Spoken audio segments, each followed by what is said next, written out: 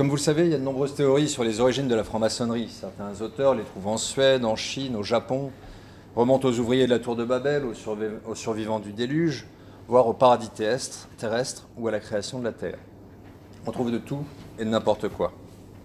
Si on laisse de côté les constitutions d'Anderson et les discours de Ramsay, la théorie des origines avec un grand là, c'est la théorie de la transition. On la connaît tous. Les loges opératives de maçons du métier auraient progressivement évolué vers les structures spéculatives que nous connaissons. Mais des critiques ont été faites à cette théorie, en observant notamment qu'il n'existe aucun exemple d'une telle évolution de l'opératif vers le spéculatif, aucun exemple d'intégration d'un maçon non opératif dans une loge opérative en Angleterre. Aucun exemple de loge opérative tout court en Angleterre à la fin du XVIIe siècle. Et j'en ajouterai une dernière, non opératif n'est pas synonyme de spéculatif. Les personnes extérieures au métier entrées dans les loges étaient des bourgeois, des nobles, des militaires. Mais rien n'indique qu'elles avaient des préoccupations spéculatives. Alors certains sont tournés vers l'Écosse. L'histoire est toujours racontée par les vainqueurs, et l'Écosse en a peut-être fait les frais. Certains auteurs ont soupçonné que l'histoire faisant de l'Angleterre le berceau de la franc-maçonnerie ne serait peut-être pas le reflet de la réalité. On évoque alors les statuts chauds, l'art de la mémoire, les signes de reconnaissance. Mais le problème, c'est que l'Écosse ne connaît pas davantage d'exemples d'évolution d'une loge opérative vers le spéculatif, et que ça reste l'Écosse et non pas l'Angleterre. Une autre théorie fait appel aux Templiers. Pour certains auteurs, des Templiers auraient échappé aux arrestations en 1307, ils seraient réfugiés en Écosse et auraient vécu cachés à l'abri des persécutions, tout en maintenant leur secret. Les francs-maçons seraient les héritiers des Templiers. Mais concrètement, il n'y a aucun document qui permette de relier l'ordre du Temple à la franc-maçonnerie.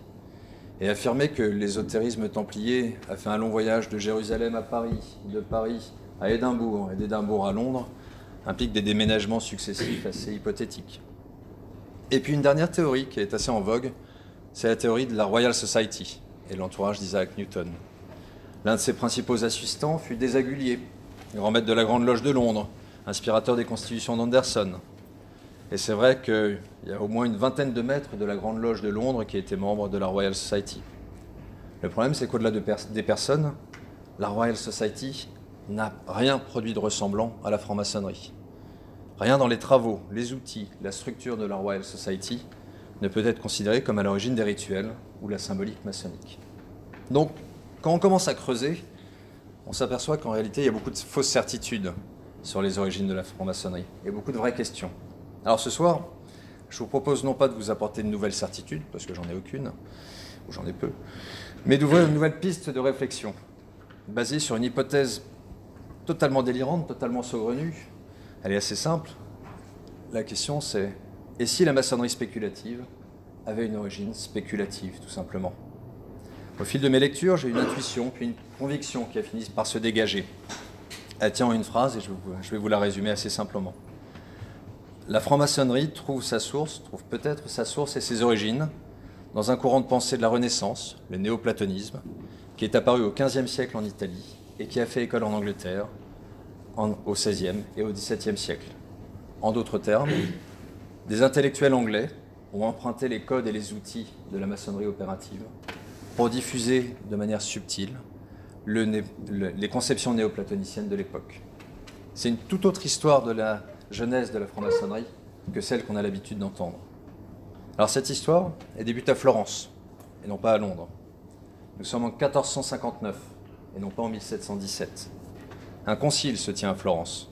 Côme de Médicis, fondateur de la dynastie des Médicis, il rencontre Platon, conseiller de l'Église orthodoxe. C'est lui qui va initier Côme à la pensée de Platon et lui donner envie de la diffuser en Italie. Pour cela, Côme va faire appel à Marsile Ficin. C'est le fils de son médecin personnel. Assez rapidement, il prend une autre orientation que son père. Mon père était le médecin des corps, dit-il, je serai médecin des âmes. Côme l'intronise prince des académiciens et l'installe dans la Villa Careggi, une maison située à l'écart de la ville. Côme y a installé sa bibliothèque et beaucoup d'œuvres d'art. L'endroit est propice au travail et à la méditation sans l'austérité des monastères. L'Académie de Florence est fondée. Elle constitue une sorte de monastère laïque dont tous les membres, d'opinions et de religions différentes, débattent de toutes les grandes questions. Des penseurs, artistes célèbres accompagnent Ficin dans le projet. On parle notamment de Léon Battista Alberti qui participent aux travaux.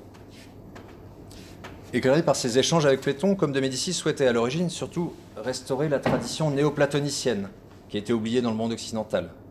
Et en 1462, Comte de Médicis confie donc à Marcille Ficin son manuscrit des œuvres de Platon en lui demandant de les traduire.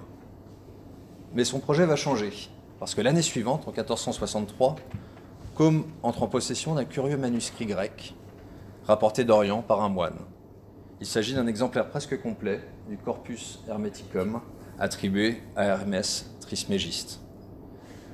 Il faut bien avoir conscience qu'à l'époque, ce document il avait une importance considérable parce que tout le monde était convaincu qu'Hermès Trismégiste était un prêtre égyptien de l'époque de Moïse, schématiquement, qui avait une immense sagesse. Il aurait pratiqué le culte divin à un degré tel de perfection qu'il aurait mérité le titre de 3 fois grand, Trimégiste. On sait aujourd'hui que c'est faux. Ces écrits, en réalité, datent du 2e, 3e siècle après Jésus-Christ. Ils sont plus le fait de philosophes grecs égyptianisés ou de sages égyptiens hellénisés. Mais à l'époque, tout le monde pensait que c'était une source antique de sagesse à laquelle Platon avait puisé pour forger ses propres convictions. Et donc, Comte va dire à Ficin d'abandonner Platon et de traduire en priorité le Corpus Hermeticum d'Hermès Trismégiste. Et cette traduction, c'est le premier des 2 piliers importants de l'Académie de Florence, qui est la certitude, la conviction qu'il existe une chaîne continue de sagesse, de Hermès à Platon, une sorte de vérité antique qui remonte à des sources très anciennes et qu'il convient de rechercher et de remettre au jour. Ficin va donc tenter d'inscrire le christianisme dans cette longue chaîne de sagesse, de cette spiritualité éternelle, qui remontait au-delà des prophètes, des religions révélées. Et c'est ce qui va, dans un premier temps, déjà révolutionner la façon d'aborder le monde, en dépassant le cadre dogmatique de la religion. Après avoir traduit ces textes hermétiques, Ficin traduit ensuite les textes de Plotin, qui est un philosophe né en 205 en Égypte. Et je vais vous citer quelques mots de Plotin, et vous penserez, vous verrez si ça résonne en vous. Je cite : « Rentre en toi-même et examine-toi.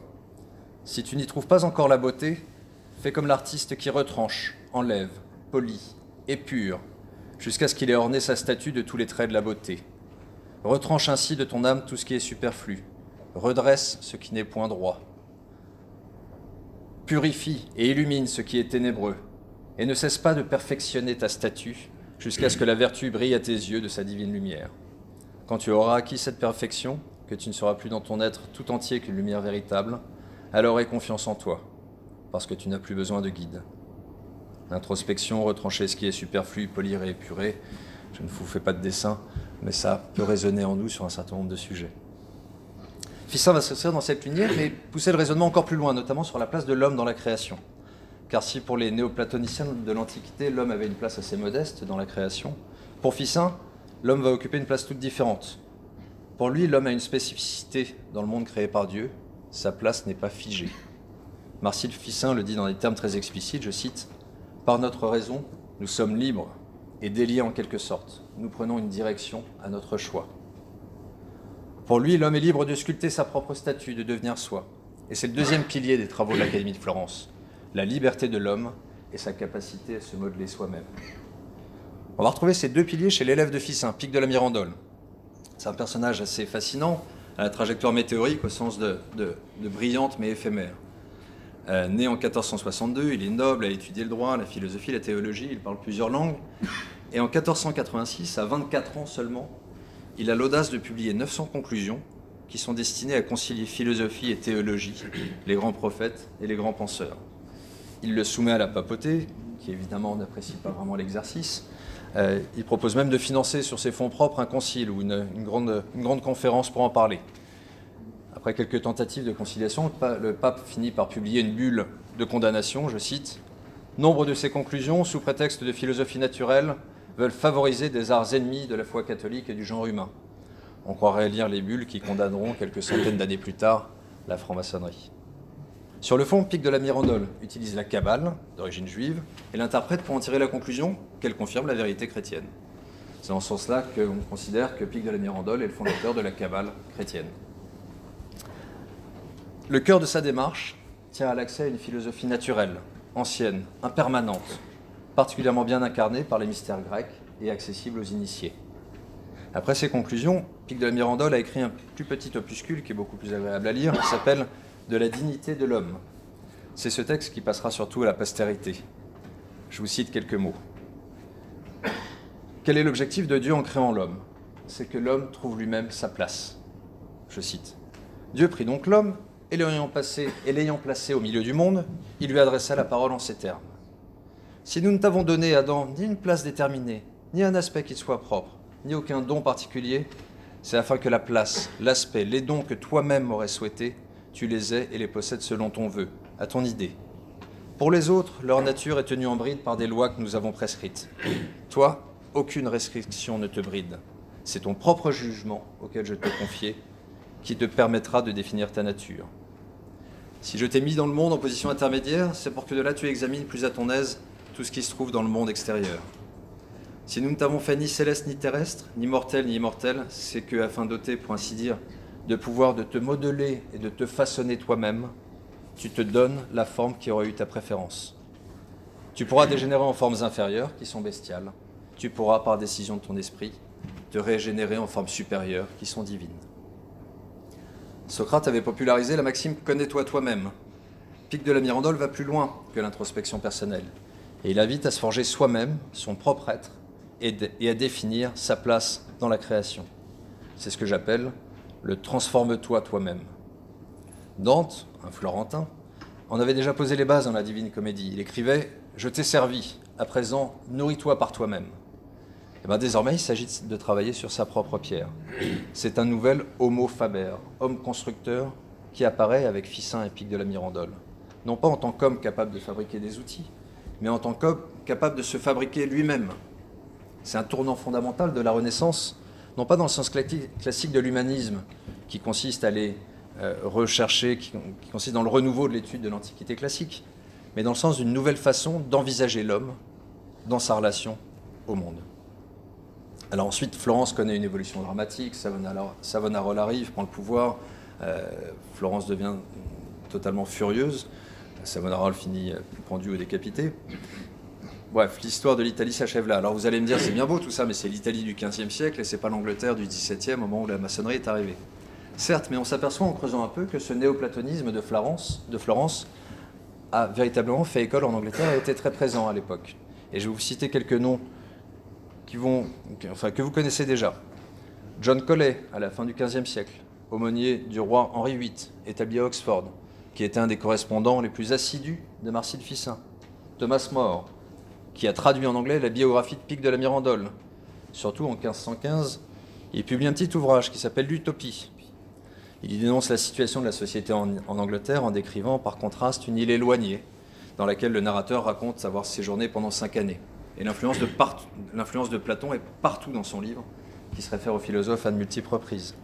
John Dee, qui livre en 1577 une préface mathématique à une traduction d'Euclide, en Angleterre donc, où il fait une référence appuyée à Pic de la Mirandole. Dans l'une des conclusions soutenues à Rome, affirmait que, je cite, « Par les nombres, nous disposons du moyen de rechercher et comprendre toute chose qui puisse se connaître. » Il y recommande Vitruve, qui voyait dans l'architecte l'homme universel, un sage qui doit avoir gravi tous les degrés de la connaissance.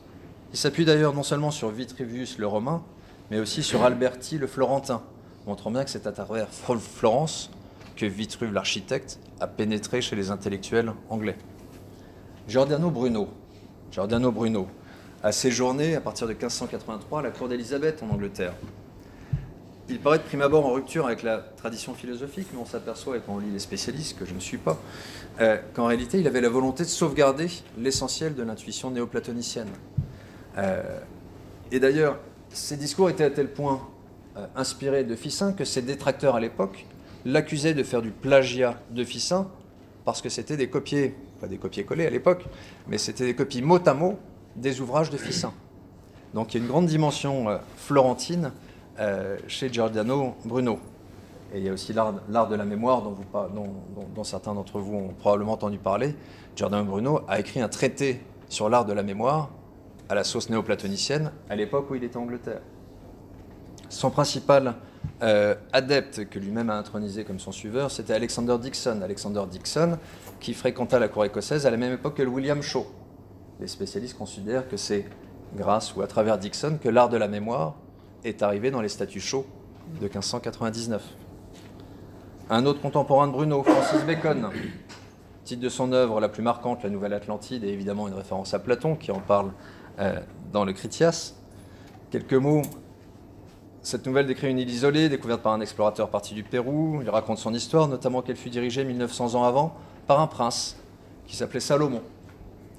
Ce Salomon, parmi ses premières préoccupations, je cite, c'était de respecter tous les droits de l'humanité, notamment d'assurer par une fondation express des secours à tous les étrangers qui se trouveraient en détresse.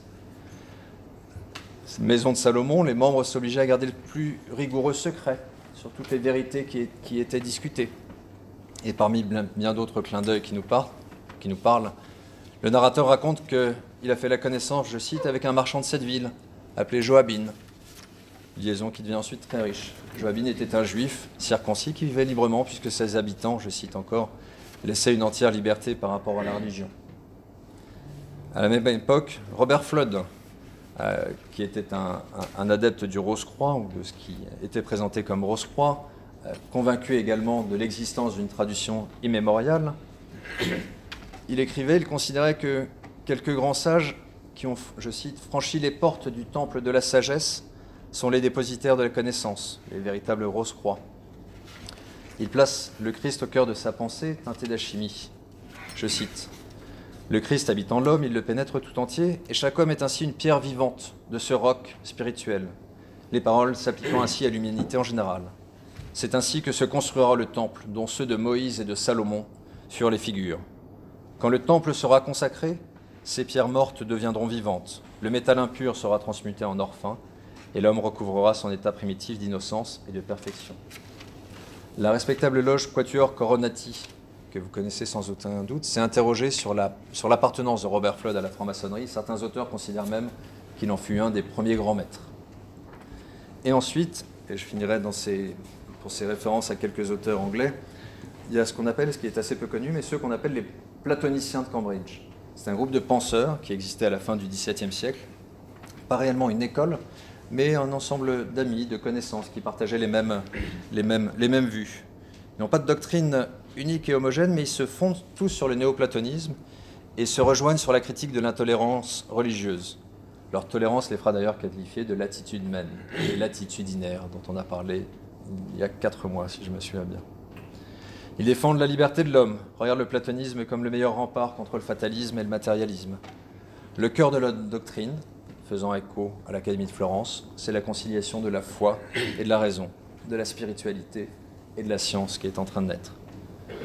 Ils donnent une importance considérable à la morale. Ils considèrent que les rituels, le gouvernement de l'Église, les dogmes ne sont pas essentiels au christianisme. La corruption de la société et l'incapacité des hommes à contrôler les passions les empêchent souvent de voir cette loi divine. Mais ils sont convaincus qu'elle peut être retrouvée grâce à l'introspection et la connaissance de soi. C'est donc un fait avéré qu'il existait des penseurs, des philosophes, des religieux, au XVIe et au XVIIe siècle, en Angleterre, très imprégnés du néoplatonisme florentin, et donc dans cette Angleterre des XVIe et XVIIe qui a vu germer la franc-maçonnerie. Et ce néoplatonisme florentin, on le retrouve sous de multiples aspects dans nos rituels, en particulier au rite français. Alors il faudrait des heures pour vous décrire toutes les coïncidences, et vous aurez peut-être l'occasion de les lire dans l'ouvrage que j'aurai le plaisir de vous dédicacer, mais je vais me concentrer sur 2 indices. Et le premier est peut-être le plus important. Je vais commencer par essayer, peut-être, de tendre le cou à une fausse certitude sur le sujet qui concerne l'expression « grand architecte de l'univers ». Cette notion figure dans la première phrase des Constitutions de 1723. Donc aujourd'hui, elle est très présente, ne serait-ce que parce qu'on ouvre les travaux à la gloire du grand architecte de l'univers. Mais d'où vient cette expression ? Alors, la notion d'architecte, par le passé, elle a été utilisée à titre de comparaison à diverses reprises depuis assez longtemps. Déjà au 1er siècle avant Jésus-Christ, Cicéron exposait une conception du monde et de la nature qui recourait à cette idée. Je cite, « Non seulement la demeure céleste et divine a un habitant, mais celui qui l'habite exerce sur ce monde une action directrice. Il est en quelque sorte l'architecte d'un si grand ouvrage et veille à son entretien. » Au XIIIe siècle, saint Thomas d'Aquin le mentionne également à plusieurs reprises. « Dieu, qui est le premier principe des choses, est aux choses créées ce que l'architecte est à ses œuvres. » Et Marcille Ficin fait pareil, il fait de même. Je cite, « Puisque l'ordre admirable de l'univers ne peut dépendre du hasard, qui est dépourvu d'ordre, il faut nécessairement que la forme existe dans l'intelligence de l'artisan lui-même. On ne peut posséder la raison de l'ordre et de l'ensemble que si on possède les raisons particulières de toutes les parties. De même que l'architecte ne peut concevoir la beauté d'un édifice s'il n'a pas conçu les raisons propres à chaque partie de l'édifice. Mais jusque-là, on est toujours dans le registre de la comparaison. Dieu est un peu comme un architecte, etc. Et Ficin, pour la première fois, va qualifier Dieu d'architecte. Il va l'appeler comme ça. Ô par trop admirable intelligence de l'architecte céleste. À ma connaissance, de tout ce que j'ai lu, c'est la première fois qu'un auteur connu, en tout cas, appelle Dieu l'architecte céleste. Et Pic de la Mirandole lui emboîte le pas dans la dignité de l'homme. Déjà Dieu, Père et architecte suprême, avait construit les lois avec les lois d'une sagesse secrète cette demeure du monde que nous voyons, auguste temple de sa divinité. Et donc si on doit rechercher la première référence claire et explicite à Dieu comme l'architecte suprême, c'est donc chez Ficin et Pic de la Mirandole qu'il faut la trouver. Alors ensuite elle fera école, et on cite notamment cette phrase de Philibert Delorme en 1567, qui dit « Ce grand architecte de l'univers, Dieu tout-puissant », et qui affirme dans son traité que l'architecte est venu de Dieu et du ciel, car Dieu est le seul, le grand et admirable architecte qui a ordonné et créé de sa seule parole toute la machine du monde. Certains y ont vu la preuve que la maçonnerie spéculative s'était inspirée du monde opératif, s'était inspirée de Philibert Delorme. Mais en réalité, à mon sens, c'est l'inverse. C'est la maçonnerie spéculative, ou c'est les textes spéculatifs anciens qui ont inspiré la maçonnerie opérative. C'est Ficin et Pic de la Mirandole qui ont inspiré Philibert Delorme, et non l'inverse, si on doit rechercher la genèse de l'expression architecte. Et d'ailleurs, les philosophes ne s'y sont pas trompés. Robert Flood, dont je parlais, écrivait « Cette lumière divine, qui est quelque chose de concret, bien que l'œil humain ne puisse en supporter l'éclat, est le grand architecte qui va jouer dans l'alchimie un rôle analogue à celui du démiurge dans le Timée de Platon. » Giordano Bruno, 1584. Qu'est-ce qu'il écrit ? La raison universelle est le pouvoir le plus intime, le plus réel, le plus particulier et une partie potentielle de l'âme du monde. Elle est appelée par les pythagoriciens moteur et animateur de l'univers. Les platoniciens l'appellent l'architecte du monde. Pour le penseur italien, les choses sont claires. Si on parle d'architecte du monde, on est dans une logique platonicienne. Pour lui, l'appellation architecte correspond au platonisme. Et le chevalier de Ramsay, en 1536, dans son discours, « Le goût suprême de l'ordre et de la symétrie et de la projection ne peut être inspiré que par le grand géomètre architecte de l'univers, dont les idées éternelles sont les modèles du vrai beau. » On n'exposerait pas mieux la théorie des idées de Platon. Rappelons que pour Platon, les réalités concrètes sont éphémères et changeantes, donc elles ne sont pas intéressantes à étudier, parce que justement elles sont éphémères et changeantes. Donc tout ce qui est intéressant pour Platon, ce sont les idées pures, stables, qui n'évoluent pas avec le temps. Les réalités particulières sont que des copies imparfaites de ces idées, avec un grand I, intelligibles. Et donc Ramsay ne dit pas la même chose quand il affirme que les idées éternelles du grand architecte sont les modèles du vrai beau. Il fait du pur Platon. Deuxième indice, la géométrie. La géométrie, ça parle de tout le monde. On sait que Platon s'y est beaucoup intéressé, ne serait-ce que parce que la maxime que nul n'entre ici s'il n'est géomètre était inscrite au fronton de son école à Athènes. Mais pourquoi il s'intéressait à la géométrie, Platon ? Ce n'était pas pour le plaisir de tracer des lignes ou des formules particulières, c'est parce qu'il considérait que la capacité à concevoir abstraitement des formes géométriques était un outil nécessaire pour se dégager du matériel et accéder à une certaine forme de connaissance. C'est ça qui est important dans la géométrie. Ce n'est pas la capacité à tracer des lignes ou des intersections, c'est la capacité à s'extraire et à visualiser des choses abstraites. Ça, on le retrouve évidemment la géométrie dans nos rituels, avec le G qui est au centre de l'étoile flamboyante. Mais au-delà de cette présence, il faut bien avoir conscience d'une différence dans la notion de géométrie entre la maçonnerie opérative et la maçonnerie spéculative. La maçonnerie opérative, elle considérait la géométrie comme une invention humaine. C'est le manuscrit d'Humphries de 1710, les Constitutions Robert de 1722, qui affirme « La géométrie fut inventée ou découverte par Jabel, un des fils de Noé ». La maçonnerie spéculative, c'est un peu différent. Elle place la géométrie au cœur de l'étoile flamboyante. C'est la puissance qui a forgé nos âmes, d'après le rituel. Et Anderson lui-même la considère comme, que je retrouve ma citation, voilà, Le Tout-Puissant et Grand Maître de l'Univers a créé toute chose bonne selon la géométrie. Et c'est une rupture vraiment avec les manuscrits opératifs, c'est-à-dire que dans les constitutions d'Andersen non rituelles, la géométrie est la méthode de création de l'univers. Ce n'est pas un art libéral, une science créée par l'homme. Et la géométrie, méthode de conception de l'univers, c'est du Platon, c'est du pur Platon. C'est dans le Timée où Platon décrit la création du cosmos comme une mise en ordre harmonieuse d'un état initialement désordonné. Avant, c'était la pagaille, Dieu intervient, il applique la géométrie, il met de l'ordre. C'est ce qu'on appelle les 5 solides de Platon qui ont été créés. Bref, je ne vais pas vous faire un exposé sur les solides, mais enfin, un thème bien connu. Un autre texte, dans cette lignée-là, c'est Maçonnerie dissected de Pritchard, 1730, à la question, donc la divulgation des rituels, des premiers rituels de l'époque. À la question de savoir ce que signifie la lettre G, le texte répond par un quatrain qui est assez obscur, qui dit « Des corps de différentes natures sont portés à la lumière par les sciences et se révèlent au regard pur, mais seuls les mâles sauront ce que j'en pense. » Pour les spécialistes, cette réponse renvoie encore une fois à Platon. Les corps de différentes natures, ce sont les 5 solides de Platon. Donc, les premiers rituels, tels que divulgués par Pritchard, semblent faire écho à ces conceptions néoplatoniciennes encore. Edmond Mazet, qui est bien connu par les anciens, qui est, sauf erreur de ma part, ancien suprême commandeur du chapitre français, avait d'ailleurs fait un lien entre ce quatrain et un poème inséré par Luca Pacioli en 1498 de mémoire, en préface à son traité sur la divine proportion. Donc, pour lui, le texte, le rituel maçonnique divulgué par Pritchard en 1730 s'inspire directement d'un poème publié en Italie en 1498. C'est pas moi qui l'invente, c'est son idée. Et la dernière, encore un aspect, la lettre G. La lettre G, que nous disent nos rituels?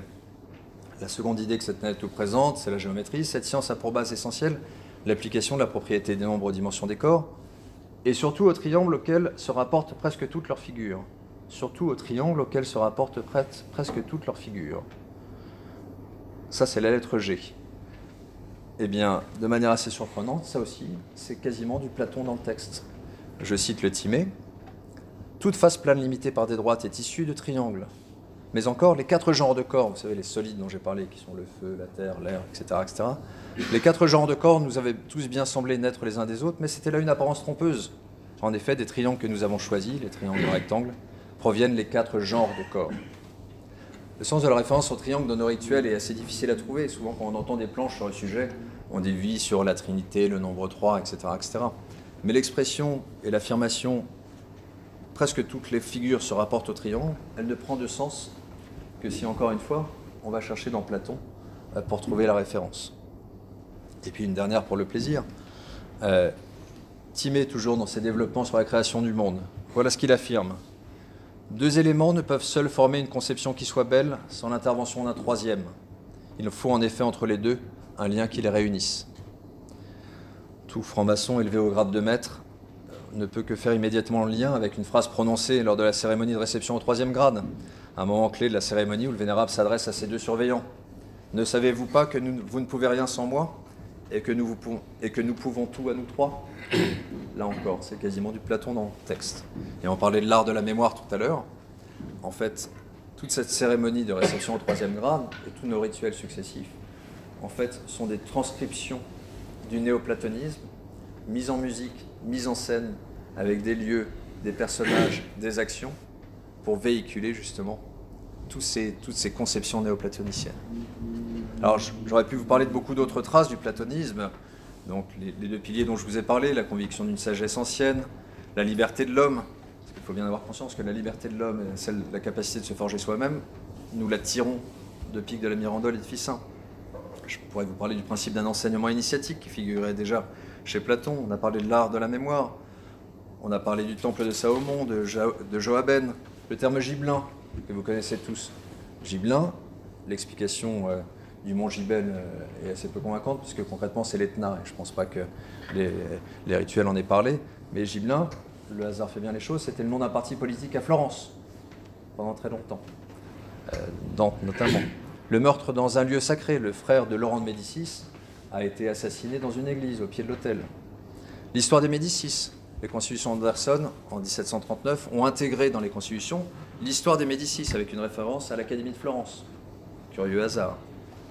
Donc, comme le temps m'est compté, et je ne sais pas combien de temps je vous ai parlé, je vais m'arrêter là, mais simplement pour finir, un retour sur cette conviction que je me suis forgée au fil du temps. Quand on fait le double constat, 1. De la présence de penseurs néoplatoniciens dans l'Angleterre du XVIe et du XVIIe. 2. De l'influence du néoplatonisme sur les rituels et les principes fondamentaux de la maçonnerie. Est-ce qu'on ne peut pas se poser la question de savoir si ces néoplatoniciens anglais, de Cambridge et d'ailleurs, ne sont pas les véritables initiateurs de la franc-maçonnerie? À vous d'apprécier.